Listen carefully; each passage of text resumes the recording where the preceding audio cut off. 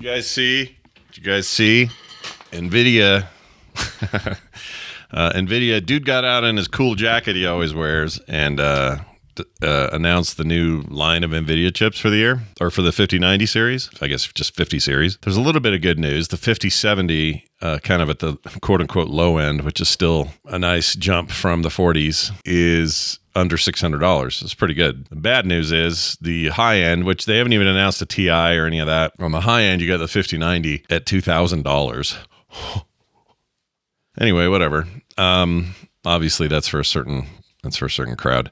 Here's the weird bit for me. So the big focus on this one in particular is, or a heavy focus of this presentation, was how much deeper they're integrating AI technologies. That includes DLSS 4, which will do something like crazy levels, 8 times the ability to upscale or to create new frames, this sort of stuff. If you're familiar with that technology already, you kind of know what you're getting there. And then the other thing about it was, something in the neighborhood of 100 times more angle tracking in ray tracing. At that point, you're basically getting, light the way light was ever intended to be. That's how light works, essentially. And then comes my beef. So they have this thing they're touting where it's supposed to improve faces.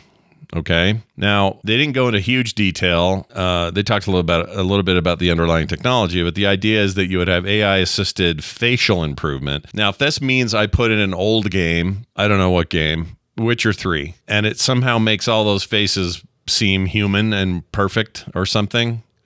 Take out the uncanny for a minute. I mean, if that's the technology they're referring to, that's interesting. Let me control it, but I kind of want to see what that looks like. But if it means that the card can fundamentally change the content created by the devs, in other words, a bunch of artists, animators, whatever, worked on character faces, altering those seems like messing with the intent of the creator. Do you know what I'm saying? I got concerns about that a little bit. Again, we don't know enough for me to make like a big judgment call. I'm not trying to kick up any dirt here. I like NVIDIA. I just think that that's a weird bit. And an otherwise sort of expected announcement.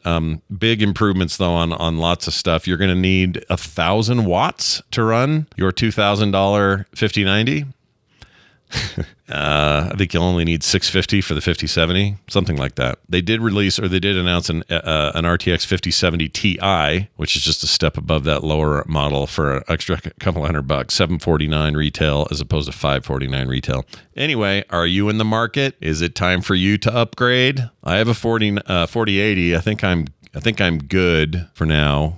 I don't think I need to leap at this. Then there's the whole conversation about why are we trying so hard for hyperrealism when I think the industry could benefit from stylization and use this GPU and computing power toward other aspects of what makes a game look good, instead of making it seem like I can see every pore and every hair on every face. You know what I mean? I understand it's a human nature thing. You're reaching for the stars, but you're mostly talking about the AAA market, and the AAA market is in a bit of a backslide. And the reason they're in a backslide is that it is seemingly anyway lately more graphics over gameplay. I don't know where the happy medium is, but these cards will certainly find it. Probably someone will find it, and then before you know it, it's 2026 and it's January, it's CES, and we're talking about 6080s. There's no end to it, folks. Have a great day.